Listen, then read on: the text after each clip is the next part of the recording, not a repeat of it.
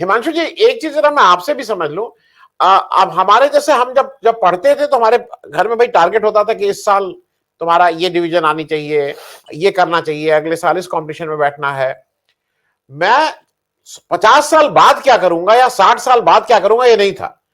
आज जो टारगेट बताया गया कि 2070 में जीरो कार्बन होगा और ये हम क्या क्या कर देंगे। 2070 का मतलब जो बच्चा 2010 में पैदा हुआ उसके उससे पहले जो पैदा हुआ वो रिटायर होकर जा चुका होगा। ये किसको, ये किसके लिए बजट पेश कर रहे हैं। सड़कें तो बनाते हैं जो अगले 5 साल तक नहीं चलती हैं और ग्रीन कार्बन कह रहे हैं 2070।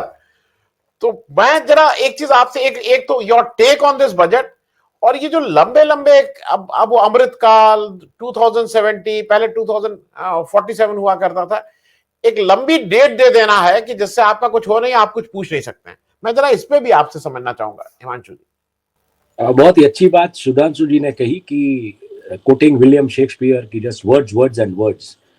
और अगर ये बजट्स आप देखेंगे 2014 के बाद के तो they are more about words, क्योंकि प्रैक्टिकली आप सोच लीजिए जो आउटले की या जो भी बात होती है वो एक साल में आप कैसे इंप्लीमेंट करेंगे या उसको रेवेन्यू जनरेटिंग कैसे करेंगे। मान लीजिए कोई इंफ्रास्ट्रक्चर की भी बात है जैसे रेल बजट में की गई है या कुछ भी कहा गया है, तो आप उसको किस लेवल पे ले जाएंगे कि आप उसको एक रेवेन्यू जनरेटिंग मॉडल, क्योंकि हमको पता है इंफ्रास्ट्रक्चर के जो मतलब जो भी प्रकल्प होते हैं वो लॉन्ग टर्म होते हैं, पहली बात ये। और ये बजट खास करके ये जो गवर्नमेंट जिस तरीके से आई है, जब एक पूरा एक वर्ल्ड में एक ऑर्डर शिफ्ट हो रहा है, सब कुछ हो रहा है, तो they are just about jumbling those words without understanding it. हालांकि जो पहली सरकारें थी यूपीए की उसमें इतना जम्बल्ड बजट नहीं होता था, इतनी फैंसी बातें नहीं होती थी, एक बेसिक बात होती थी कि हमको टैक्स में क्या मिल रहा है, किस तरीके से चल रहा है और बाकी किन चीजों पे दाम बढ़ा या घटा या जो भी है उस तरीके से। रेलवे में नूर भाड़ा वाला, रेलवे में पैसेंजर फ्रेट पैसेंजर का टिकट का रेट फेयर बढ़ा या नहीं बढ़ा, इन मुद्दों पे बात होती थी।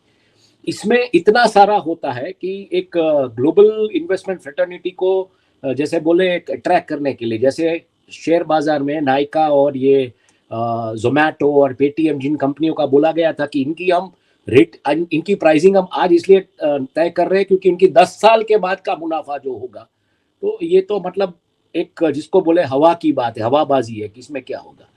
पर एक बात इस बजट से मैं आपको बता दूं, 100% the economic ministry is rattled, क्योंकि जिस तरीके का फोकस लाने की बात की है सभी सेक्टर्स में, चाहे वो एग्रीकल्चर सेक्टर के थ्रस्ट की बात हो या अगर आप सर्विस सेक्टर की बात करो या मैन्युफैक्चरिंग सेक्टर की, अब तक जो भी हवाबाजी या जो भी चल रहा था उनको लग चुका है कि अभी हमको डिलीवर करना पड़ेगा। हालांकि बातें बहुत है, मुझे भी ये बजट की फाइन प्रिंट पढ़नी पड़ेगी, क्योंकि फाइन प्रिंट पढ़ने के बाद देखिए वर्ड्स, जैसे सुधांशु जी ने कहा वर्ड्स वर्ड्स एंड वर्ड्स, उसमें तो ये बजट ऐसा दिख रहा है कि कहीं ना कहीं जो इकोनॉमी के 3 आयाम है, एग्रीकल्चर, सर्विसेज एंड मैन्युफैक्चरिंग, उसको बैलेंस कर रहा है। और खास करके एग्रीकल्चर सेक्टर पे जिस तरीके से जोर दिया जा रहा है, कोऑपरेटिव सेक्टर में जिस तरीके से जोर दिया जा रहा है, क्योंकि आपको फार्म लॉज रिपेल करने पड़े थे, तो कहीं ना कहीं आप वो एवेन्यूज ढूंढ रहे हैं कि हम कैसे इस जगह पे जाए, कैसे इसको एक जिसको बोले कॉर्पोरेट मॉडल में लेके आए।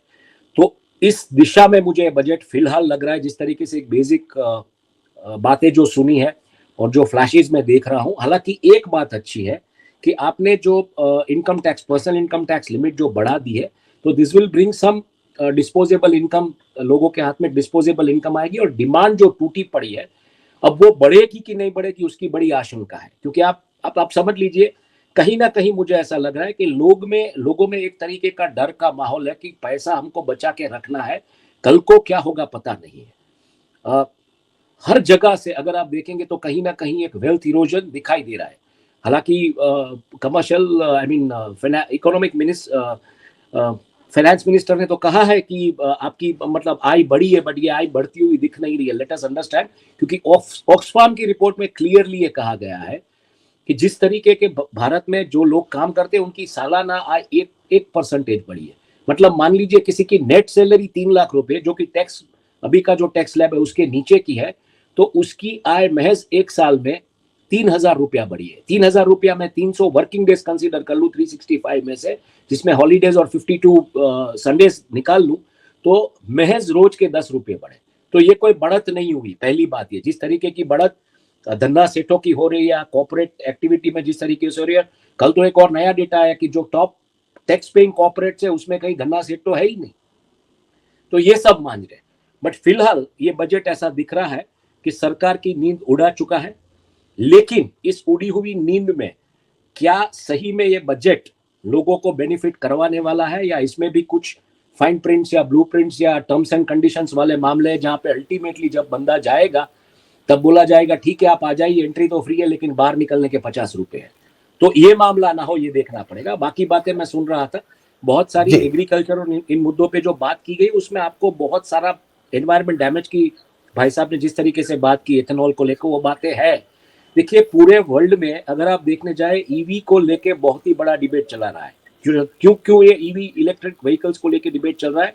क्योंकि आप बोल रहे हो कि electric vehicles are environment friendly vehicles, but उसके लिए जो माइनिंग आपको करनी पड़ रही है, वो माइनिंग जो है उसका जो एनवायरमेंट डैमेज है वो बहुत ही भयानक है, क्योंकि ये सब रेयर अर्थ मेटल्स है। दूसरा, ये जो वेस्ट आप डंप कर रहे हो उसके बाद का, वो भी बहुत हजारियस है। तो इन मुद्दों में मुझे लगता है सरकार को कहीं ना कहीं देखना पड़ेगा कि कैसे इन मुद्दों को थ्रस्ट दिया जाए। और जिस तरीके से बातें आ रही है, अब देखिए, अब लद्दाख को लेकर आप कुछ बात करें, अगर वांगचुक को मतलब आपने रखा है नजरबंद करके, तो Wangchuk is the best example है। अगर भारत के किसानों को अगर कोई बंदा बोल सकता है अपनी इनोवेटिव मेथोडोलॉजीज के साथ कि आपको अगर एग्रीटेक सेक्टर्स करने हैं, तो he is the best person जिसने एडवर्स कंडीशन में वहां पे खेती में एक नया पूरा, एक इजराइल में जिस तरीके से चेंजेस आए वहां पे वो चेंजेस लद्दाख में लाया है। तो ये दोगली बातें आपकी नहीं चलेगी कि ये भी है और ये भी है। पर मुझे लग रहा है सरकार की नींद उड़ चुकी है। 3 लाख करोड़ का जिस तरीके से कैपेक्स बढ़ाया गया है पिछले बजट के मुकाबले, डिफेंस को लेके उतनी बातें नहीं है जितनी होनी चाहिए। थ्रस्ट इस बार ये बहुत क्लियर है कि आपने डिमांड जिस तरीके से, मैं बहुत क्लियरली मानता हूं कि 2016 से आपने एक आर्टिफिशियल डिसीजन ट्रिगर किया नोटबंदी को लेके। आज उसके बाद आपने फ्रीक्वेंट गोल पोस्ट चेंज किए जीएसटी के इंप्लीमेंटेशन को लेके।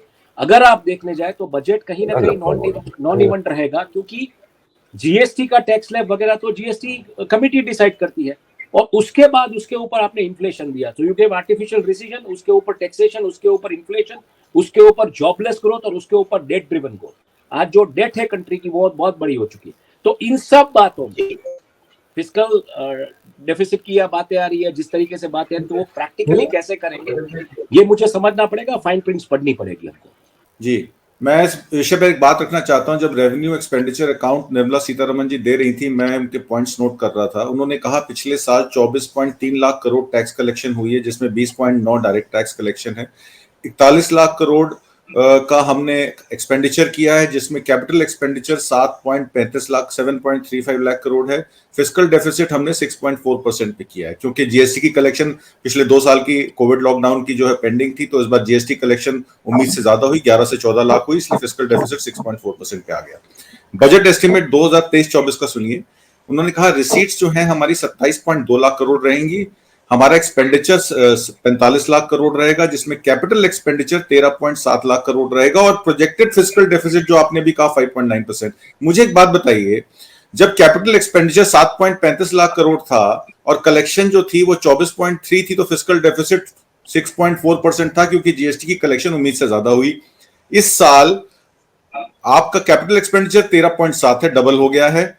आपका रेवेन्यू एक्सपेंडिचर, रेवेन्यू इनकम जो है वो डबल नहीं हो रही है, तो आपका प्रोजेक्टेड फिस्कल डेफिसिट 5.9% पे कैसे कंट्रोल हो जाएगा? मैं ये जानना चाहता हूं, अगर कोई इकोनॉमिक्स की जानकारी रखता है हमारे ग्रुप पैनल में, कि ये कैलकुलेशन कहां से आई और ये कैसे मीटअप होगी, मतलब इसकी क्या उम्मीद है, इसके बारे में मैं जानकारी चाहता हूं।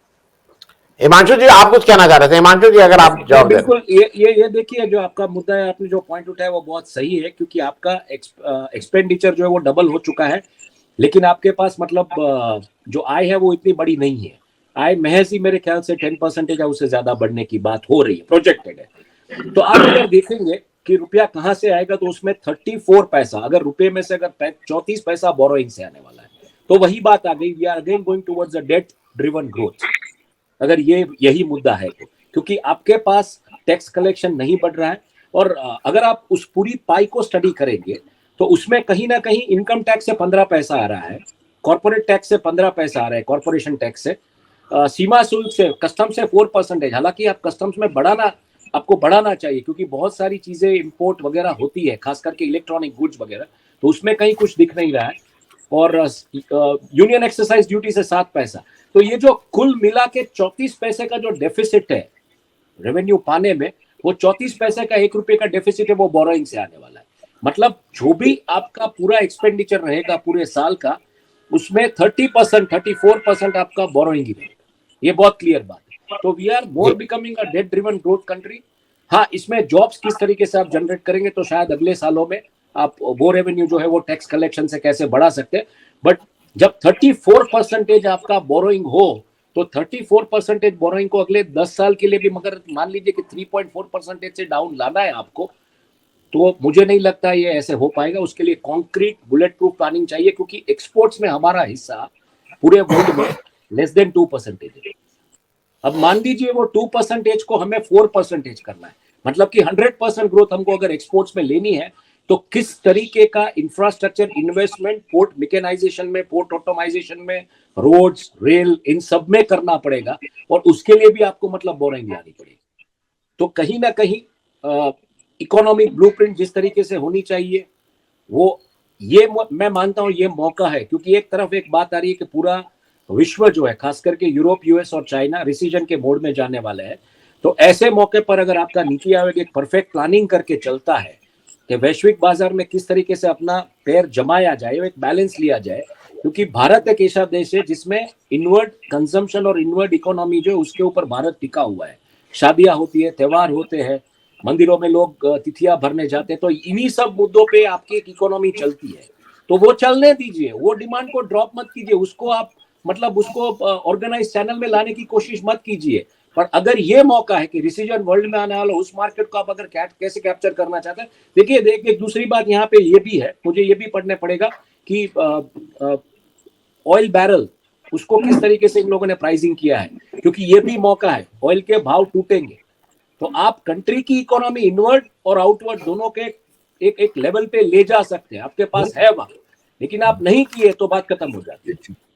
मैं और एक your a very quick reaction on the budget, Ajay. मैं तो मतलब मैंने पूरा बजट देखा और मेरे को एक्चुअली समझ नहीं आया ये नहीं, डोंट फील, हमको में से किसी को समझ में नहीं आया, तो आपको जैसे वी कैन बी ऑनेस्ट है ना, किसी कोई अभी हिमांशु जी कुछ कह रहे थे। समझ में तब आएगा जब चीजें रियलिस्टिक हो, जब चीजें रियलिस्टिक हो तो समझ में नहीं आती है, बिल्कुल सीधी बात है। लेकिन इंडिकेशंस जिस तरीके से आ रहे हैं कि this government has been rattled, क्योंकि जो कुछ भी पिछले दिनों में हुआ है, डॉक्यूमेंट्री बीबीसी की या आप ये ऑक्सफाम की रिपोर्ट देख लीजिए, या जो कुछ भी ये हिंडनबर्ग रिपोर्ट की वजह से जो भी हुआ है, कई लोगों जिनको लगा कि बजट में हमारे लिए कुछ नहीं है वो भी रैटल हो चुके थे, और ये सब इसलिए हो रहा है, और government has been rattled equally, और इसीलिए पूरा एक फोकस है, रियलिस्टिक नहीं है। Let us understand this thing. तो किसी को समझ नहीं आएगा जब तक वो इंप्लीमेंट नहीं होगा। इसलिए मैंने पहले बोला कि कुछ चीजें ऐसी है कि आप मतलब एक इंफ्रास्ट्रक्चर का प्रोजेक्ट ले लीजिए, उसमें सालों निकल जाते हैं उसको रेवेन्यू जनरेशन करने में। तो आप ठीक है बोल दीजिए इतना हमने दे दिया, लेकिन कहीं ना कहीं आप अगर फाइन प्रिंट देके बजट की, तो बजट में होता क्या है कि हम इतना खर्चा करेंगे और हम इतना रुपया कहां से आएगा वही होता है। उसमें कोर हाईलाइट ये है कि आप जो भी खर्चा करना चाहते हो, agriculture sector, robotics, AI centre, ये वो जो भी डिजिटल करना है आपको, इंफ्रास्ट्रक्चर थ्रस्ट देना है, डिजिटल इंफ्रा लाना है एग्रीकल्चर सेक्टर के लिए, कोऑपरेटिव के लिए, उसमें आप रुपये में 34 पैसा बोरो करके ला रहे, 1 रुपये में 34 पैसा बोरो करके ला रहे। तो ये डेट ड्रिवन ग्रोथ है। जॉब्स जब तक जनरेट नहीं करेंगे, दूसरे मोड्स आप एवेन्यूज ऑफ इनकम आप जनरेट नहीं करेंगे, एक्सपेंडिचर कंट्रोल में नहीं रखेंगे, क्योंकि पेंशन में ही सिर्फ आपका 4% चला जाता है, एक्सपेंडिचर का जो हिस्सा है वो पेंशन में ही 4% ऑलरेडी चला जाता है।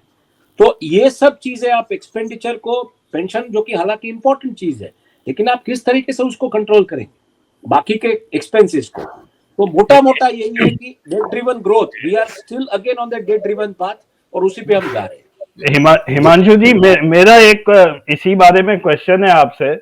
हमने पिछले साल भी हमारा डेफिसिट इतना हाई रहा, अगले साल भी हम बोरो करेंगे, तो हम अगर इसी रेट से बोरो करते रहे, above the norms of RBI के 5% से ऊपर नहीं जाना, और मनमोहन सिंह तो 3% के आसपास ले आए थे फिस्कल डेफिसिट। जी जी तो जी जब इसका रीपेमेंट एक्यूमुलेट होगा आने वाले सालों में, और तब ये उस समय आपकी ग्रोथ हो नहीं हो, ये तो एक मेजर खर्चा आ जाएगा सरकारों के पास। बट यही समझना है, देखिए यही समझना है, आप 34% बोरो करें और 20% आपका जा रहा है इंटरेस्ट पेमेंट्स में, तो बोरोइंग के ऊपर जो इंटरेस्ट है उसी में आपका 20 पैसा तो चला जा रहा है, तो वो आप कैसे बैलेंस करते हैं? देखिए ये बजट है ना, इसका प्रेजेंटेशन किसी कॉर्पोरेट एनुअल रिपोर्ट की तरह किया गया है, लेकिन अगर जब उसकी आप फाइन प्रिंट्स पढ़ेंगे, उसके फाइन फिगर्स आप पढ़ेंगे, तब जाके पता लगेगा आपको कि ये कहीं ना कहीं डेट ड्रिवन ग्रोथ है, और ये डेट ड्रिवन ग्रोथ के ऊपर ही चलने वाला है। हालांकि नॉर्म्स तो भी क्या रहे हमको पता नहीं है,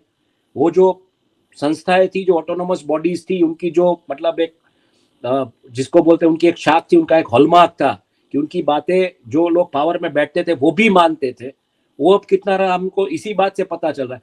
55 लाख करोड़ 2014 के पहले हमारा ऋण था, आज ये हो गया है 155 लाख करोड़, और उस पर भी हम बात करें कि हम 34 पैसा वापस बोरो करने वाले हैं। तो देख लीजिए, ये मतलब ये प्रोग्रेस डेवलपमेंट की बातें हैं, ठीक है, आप तेजस में चढ़ते हैं तो आप समझ लीजिए उसमें से 34% बोरोड वाले माल पे आप बैठे, तो ये उधार की जिंदगी है साहब, बहुत क्लियर मामला है। और हम और आप ऐसी जनरेशन, हमको हमारे माँ बाप ने सिखाया है कि जितनी चादर है उतने पैर फैलाइए, ये चादर से ज्यादा पैर फैलते जा रहे हैं। आप 5 ट्रिलियन नहीं, जिस तरीके से इंटरव्यूज दे रहे हैं इंडस्ट्रियलिस्ट और बोल रहे हैं 2030 तक हम 2050 तक हम 30 ट्रिलियन बन जाएंगे, उधारी का धंधा बिल्कुल चलता है, उधारी के ऊपर कौन नहीं बन सकता। आप अगर आज मुझे उधार दे देंगे 10 करोड़ रुपया, बराबर है, तो मैं करोड़पति कहलाऊंगा, सीधी सी बात है। अब कहां से आया वो मैं मायने नहीं रखता है, मेरे पास 10 करोड़ है, मैं करोड़पति हूं, ये मामला है। ये डेट ड्रिवन ग्रोथ है क्लियरली, और उसमें से 20% पेमेंट्स में जा रहा है, वो आपका एक्सपेंडिचर है। तो मतलब एक पेमेंट सस्टेन के लिए करने के लिए भी आपको डेट लेना है, और वो डेट को सर्विस करने के लिए भी मतलब इंटरेस्ट वगैरह के लिए उसको आपको डेट लेना पड़ेगा। तो ये पूरा वो जो हुआ करता था ना पुराने जमाने में, मदर इंडिया वाला स्टोरी वैसा हो गया है। बस अब कंगन कब गिरवी रखना है, यही देखना है हमको। देखिए आपकी बात एकदम सही है, जॉब क्रिएशन की कोई बात नहीं है, खास करके गवर्नमेंट सेक्टर की जॉब क्रिएशन की, ये बहुत क्लियरली दिख रहा है इस बजट में। मैं आपको एक सीधा साधा एग्जांपल दूं, गुजरात में भी 2 दिन पहले पर्चा लीक हुआ, तो 2018 में वो एग्जाम लेनी थी, उसका पर्चा लीक हुआ है, समझ लीजिए आप, बराबर है। गौण सेवा मतलब एक क्लर्क की जो एग्जाम होती है उसका पर्चा लीक हुआ है। मैं अब आज सुबह में आया, मैं बेसिकली ट्रैवल कर रहा था मध्य प्रदेश और सब जगह पे गया था, तो हमारी जो इनवर्ड इकोनॉमी है उसी में आप एक पूरा मॉडल क्रिएट कर सकते हैं। आप बड़े सेंटर्स या अर्बन सेंटर्स को भूल जाइए, लेकिन आप जहां पे भी इनवर्ड इकोनॉमी वाले जितने भी सेंटर्स हैं उसमें भी आप एक गवर्नमेंट या पीपीपी मॉडल पे एक जॉब मॉडल क्रिएट कीजिए। 100% ये काम we don't learn from our lessons. मैं कल ओमकारेश्वर मंदिर गया था, जिस तरीके की भीड़ वहां पे मैंने देखी, तो आप क्यों नहीं करते हैं कि आप वहां पे लोकल गार्ड्स, मंदिर ट्रस्ट प्रशासन या लोकल जो प्रशासन होता है उसके साथ, और किसी एक कॉर्पोरेट को पूरा वो करने के लिए दे दीजिए, और वहां पे गार्ड्स बिठा दीजिए, उनको सैलराइज कर दीजिए, एक ही लाइन में लोग जाने चाहिए और जल्दी निकल जाने चाहिए 10-10 के ग्रुप में। क्यों ऐसा नहीं कर रहे? मोरबी के हादसे से भी हम नहीं सीख रहे। कल जिस तरीके की भीड़ वहां पे मैंने देखी, तो मुझे लगा कि we are not learning lessons from even the incidents which are happening in the near past of the history. और ये मॉडल है, आप अगर वहां के लोकल बंदों को नौकरी देंगे तो वहां की लोकल इकोनॉमी भी सस्टेन हो जाएगी। कितने लोग आते हैं वहां पे, तो आप उसको किस तरीके से ले जाना है उस पर सोचिए। वो तो है ही नहीं कुछ बातें, ये हम एआई सेंटर क्रिएट करेंगे। तो ये क्या होता है, जब एक बंदा किसानी करता होता है गांव से और चला जाता है सडनली कॉर्पोरेट कंपनी में, तो वो बातें बॉटम लाइन टॉप लाइन पे शुरू कर देता है, अब वो भूल जाता है कि अनाज कैसे पैदा होता है। तो यही मुद्दा यहीं पे दिख रहा है। ये भारतीय जनता पार्टी उस जमाने में हर एक मुद्दों पे प्रोटेस्ट करती थी, तेल के दाम बढ़ गए थे यहाँ पे गुजरात में, पूरी सरकार गिरा दी थी। लेकिन आज यही उस लेवल पे पहुंच गया, टॉप लाइन बॉटम लाइन की बात करो और बोरोइंग से देश चला रहे हैं। तो ये नहीं चलेगा, समझ लीजिए। ये आप डेट ड्रिवन ले जा रहे हैं, आप $30 ट्रिलियन की इकोनॉमी बन जाएगी, लेकिन ये डेट ड्रिवन है, और डेट का आपको डेट सर्विस करना है, वो पैसा भी चुकाना, और अगर 20% है तो इंटरेस्ट में चला जाता है। तो मूल आप लगा लीजिए तो कितना होगा। तो it is a vicious cycle, it's a complete vicious cycle. जी, मैं हिमांशु जी एक चीज पूछ लूं, क्योंकि आप ये लास्ट क्लोजिंग कमेंट करेंगे। सिर्फ एक स्टेट का नाम मुझे सुनाई दिया, सिर्फ एक स्टेट, और वो था कर्नाटका। कर्नाटका में कहा उन्होंने नाम लिया और कुछ बताया कितने हजार करोड़ का वहां कर्नाटका में कर रहे हैं। क्या इसका कारण केवल जो इलेक्शन आ रहे हैं वो है, कि सही में कर्नाटका में एकदम से उनको लगा कि नहीं कर्नाटका कुछ का नाम लेना जरूरी? ये केवल एक स्टेट का नाम लिया गया है। कर्नाटका में बेसिकली इन्होंने जो बात की है वो मेरे ख्याल से वाटर को लेके कुछ बात की है, क्योंकि कर्नाटका में वाटर क्राइसिस बहुत है। Financial assistance to be given to sustainable micro irrigation in drought prone regions of Karnataka, 5300 crore. Yes जी, बेसिकली वो जो बात है, कर्नाटका में जिस तरीके के हालात है अभी, वाटर टेबल्स डाउन चले गए और जो समस्याएं खड़ी हुई है, तो उस वजह से, और दूसरा ऑफ कोर्स चुनाव है, तो चुनाव में ये मुद्दा एक, मतलब आप जोर शोर से बोल सकते हैं स्टेज पे कि हमने इतना दिया बजट में कर्नाटका को, स्पेशली किसी और स्टेट को नहीं दिया है।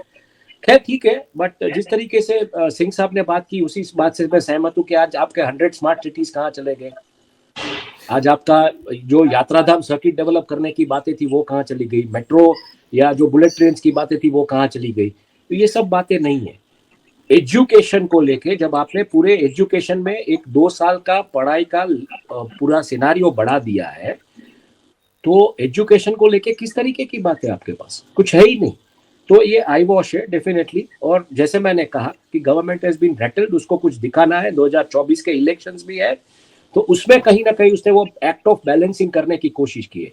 पर मैं ऐसा मानता हूँ कि सही में ये एक्ट ऑफ बैलेंसिंग ना रहे और इसको इम्प्लीमेंट किया जाए, क्योंकि ये मौका है इंडिया स्टोरी को आगे ले जाने का। और अगर इस मौके पे चौका नहीं लगाया तो आने वाले साल बहुत ही आर्थिक रूप से बड़े संकट वाले हो सकते हैं, और आपकी बोरोइंग भी बढ़ सकती है, आपकी इंटरेस्ट एक्सपेंडिचर भी बढ़ सकती है, और मेन जो आपको पेमेंट करनी है वो भी बढ़ेगी। तो वो सब अल्टीमेटली आएगा पब्लिक के ऊपर। पानी के भी ऊपर टैक्स लगेगा, आप जो मतलब एक ग्रीन सेस डाल दिया जाएगा, शायद आप जिस तरीके से अभी हम सांस ले रहे हैं उसके ऊपर भी एनवायरमेंट या किसी क्लाइमेट चेंज का मतलब वो देखे। तो मैं बिल्कुल मानता हूं कि this budget has to prove in action. भले लॉन्ग टर्म लगे, लॉन्ग टर्म करना चाहिए, बट अगर ये नहीं है तो मेरे ख्याल से बहुत ही डिस्करेजिंग बात होगी पूरी इकोनॉमी के लिए देश की, और एक मौका हम गवा देंगे। ये बजट इस दिशा में है कि आप पहली बार 100 स्मार्ट सिटीज ये सब बात ना करके आप मूल मुद्दों पे बात कर रहे हैं कि एग्रीकल्चर में हमको ये करना है, सर्विस सेक्टर में हमको ये करना है, मैन्युफैक्चरिंग में ये करना है, जो कि बेसिक शूट्स ऑफ इकोनॉमी है आपके पैरामीटर्स मेजर करने के लिए। बट ये डेट ड्रिवन ग्रोथ है, इसमें भी आपको ध्यान रखना है, और इसमें आपको कैसे अपनी मतलब अपने पैर अभी कैसे फैला रहे, कितने फैलाना है। और ये डेट लेके एक दूसरी बात भी आ रही है कि कंपलसरी कंजम्पशन की बात आ रही है कि आप ये व्हीकल्स, ठीक है गवर्नमेंट का तो निकाल देंगे, जिस तरीके से आदेश आए कि 15 साल पुराने व्हीकल्स भी आपको निकाल देने, तो गांव दूर दराज में जो बंदा होता है वो तो कभी कभार अपना स्कूटर केरोसिन पे चलाता होता है, उसके पास पेट्रोल का भी पैसा नहीं, पेट्रोल पंप भी नहीं होता है वहां पे, तो वो अपने तरीके से अपना जुगाड़ करके कर लेता है खेती या जो भी, तब उसको भी आप ले जाएंगे उसमें। तो कंपलसरी कंजम्पशन की बात आती है, और वो कंपलसरी कंजम्पशन आज की तारीख में उस प्राइस पे नहीं है। मतलब एक जमाने में जो मोटरसाइकिल 10 साल पहले या 15 साल पहले जो भाव पे मिलती थी वो आज नहीं मिलती है। मैं आपको बताऊं 20 साल पहले मोटरसाइकिल आपको 30-40 हजार में मिल जाती थी, आज की एक average motorcycle 70 to 80,000 rupees average 100 CC की मोटरसाइकिल। तो ये कंपलसरी कंजम्पशन भी आपको नहीं करना चाहिए, लेकिन इन मुद्दों पे बात हो रही है, तो मुझे लगता है कहीं ना कहीं एक तरीके से समझा गया है कि डिमांड जिस तरीके से कमजोर की है उसको रिवाइव करना पड़ेगा, पैसे को घुमाना पड़ेगा। तो पैसा कैसे घुमाएंगे मार्केट में यही देखना है, लेकिन ये एक दिशा है। हालांकि अर्बन इंडिया इस बजट को डेफिनेटली उसको मतलब क्या बोलेगा, बहुत अच्छा बजट ऐसा बोलेगा, क्योंकि इसमें टेक्नोलॉजी वगैरह की बात की गई है। बट मैं ऐसा बंदा हूं कि मैं बोलता हूं कि गांव से जुड़े जो लोग हैं, 70% एग्रीगेरियन इकोनॉमी, इनवर्ड इकोनॉमी, जिस तरीके से उस दिशा में बजट कुछ बातें करना चाहिए। तो मुझे लग रहा है एग्रीकल्चर को लेके जो थ्रस्ट दिया गया है कुछ है, बट वो अल्टीमेटली फ्रुक्टिफाई होना चाहिए on ground, that is very important.